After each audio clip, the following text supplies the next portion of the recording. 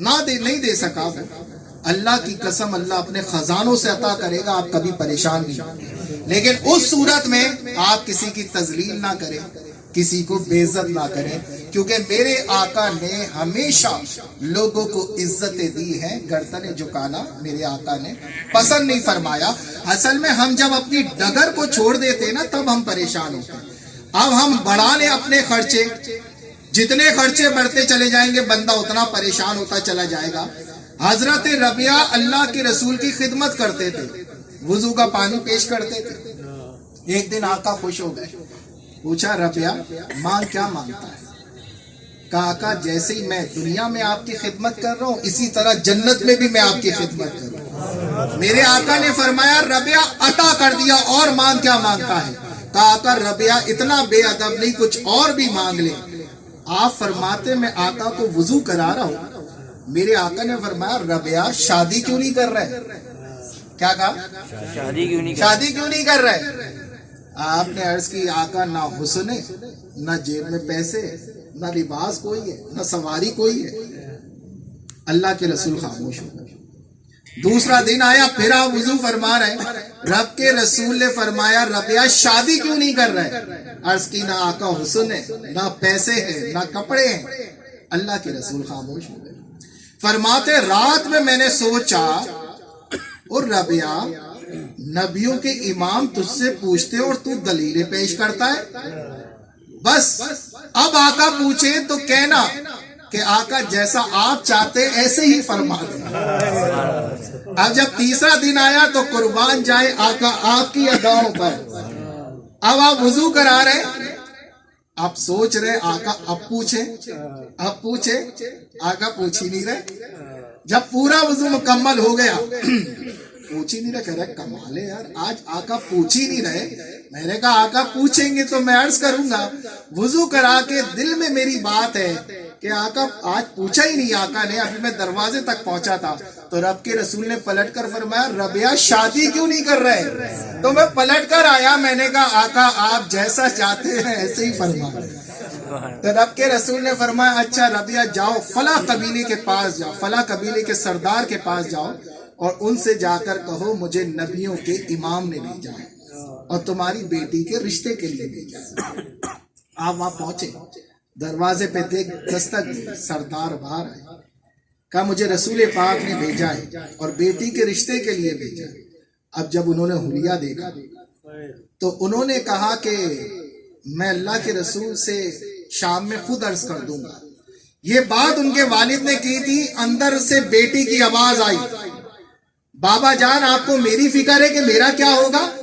بابا جان مجھے رسول پاک کے حوالے کر دیں، مجھے یہ رشتہ قبول ہے۔ سبحان اللہ۔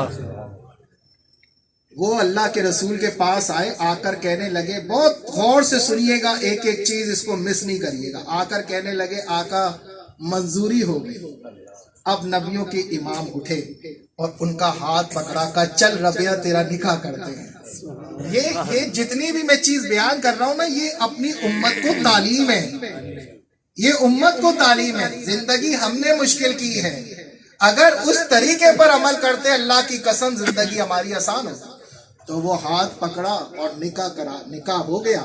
نکاح کرا کے اللہ کے رسول تشریف لائے مدینہ منورہ مسجد نبوی میں۔ رب کے رسول نے فرمایا صدیق اکبر دو جوڑے کا انتظام کرو، 2 لڑکے کے لیے اور 2 لڑکی کے لیے۔ اور اللہ کے رسول نے فرمایا اے نعمان بن حارثہ سونے کی گٹلی کے برابر سونا لے کر آؤ، یہ مہر دینا تھا۔ اور مہر اتنا برکتی ہے، اگر لڑکی کو زیادہ کچھ دینا ہے تو مہر دیا کرو۔ حضرت علی رضی اللہ تعالیٰ نے فرمایا اس مہر کی برکت یہ ہے، ایک شخص آیا کہنے لگا حضرت میری بیوی کو کئی مرض رہا ہے، تو آپ نے فرمایا کہ تیری بیوی کے پاس اس کے مہر کے پیسے ہیں؟ تو عرض کی جی حضرت ہیں۔ فرمایا اس مہر کے پیسوں کا شہد خرید لو اور شہد پانی میں ڈیزالو کر کے حل کر کے اپنی بیوی کو پلا دے، اللہ تیرے ساری بیوی کے مرضوں کو دور فرما دے گا۔ سبحان اللہ۔ یہ مہر کی برکت ہے۔ تو آپ نے گٹلی کے برابر سونا لیا، یہ مہر ہو گیا۔ رب کے رسول نے فرمایا عثمان بکری لے کر آؤ، بکری ذبح کی، گوشت بنا، شایان شان حضرت ربیہ کا ولیمہ ہوا. اللہ کی قسم یہ سادگی ہے. اگر اس زندگی پر ہم عمل کریں ہماری شادیاں بھی آسان ہیں, ہماری زندگیاں بھی آسان ہیں. میں نے یہ حدیث مبارکہ بھی 2 ہفتے پہلے ایک جگہ بیان کیا. تو ایک باپ اس کا بیٹا آیا ہوا تھا, تو 25,000 اس بچے کی سیلری تھی. باپ کہتا تھا کہ اس میں کیا ہوگا. جب یہ حدیث مبارکہ بیان کی تو وہ والد اور بیٹا اٹھ کے دونوں مسکراتے ہوئے آ گئے. کہا یہ تو ہمارا مسئلہ ہی حل ہو گیا. میں نے کہا جب تک یہ ذہن میں رہے گا کہ لوگ کیا کہیں گے تو آپ پریشان رہیں گے. لوگوں کے کہنے سے کبھی کچھ ہوا ہے؟ کبھی بھی کچھ نہیں ہوا. لوگ کیا کہیں گے. اور بھائی جو سادگی میں حسن ہے وہ بہت ہی خوبصورت زندگی ہے. اور میرے آقا جنت خاتون سب سے امیر باپ کی بیٹی تھی یا نہیں تھی؟ جن کی وجہ سے ساری کائنات سجائی گئی. لیکن زندگی کیسے گزاری؟ سادگی سے گزاری. اور یہی زندگی ہے, اصل زندگی وہ ہے جو بندہ سادگی سے گزارے. میرے آقا نے, میں عرض کر رہا تھا کہ تبلیغ کو پسند فرمایا. اللہ کے رسول نے کس کو پسند فرمایا؟ شیخ عبد القادر جیلانی رحمۃ اللہ علیہ. آپ بھی ولی, آپ کی اہلیہ بھی ولی, آپ کے والد بھی ولی, آپ کی والدہ بھی ولیہ. حضرت ابو صالح رحمۃ اللہ علیہ آپ کھڑے ہوئے ہیں. اب آپ دیکھیں, نہ کوئی خوف ہے نہ کوئی حزن ہے. خوف وہ کرے گا, آج کل کے پیر آپ اٹھا لو, اگر کوئی گورنر یا وزیر اعظم آ جائے تو وہ بات نہیں کریں گے جو ان کو بری لگ جائے. یہ دین نہیں ہے. دین تو یہ ہے بے خوف ہو کر جو اللہ کے رسول نے فرمایا ہے وہ آپ اعلانیہ طور پر بیان کریں. تو حضرت ابو